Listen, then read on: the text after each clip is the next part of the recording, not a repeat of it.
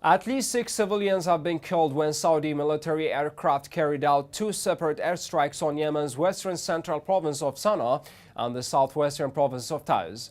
Local sources speaking on condition of anonymity said 2 people lost their lives and 4 others sustained injuries on Saturday when Saudi fighter jets bombarded a residential neighborhood in the village of Bayt Baws, Arabic language al-Masirah satellite television network reported.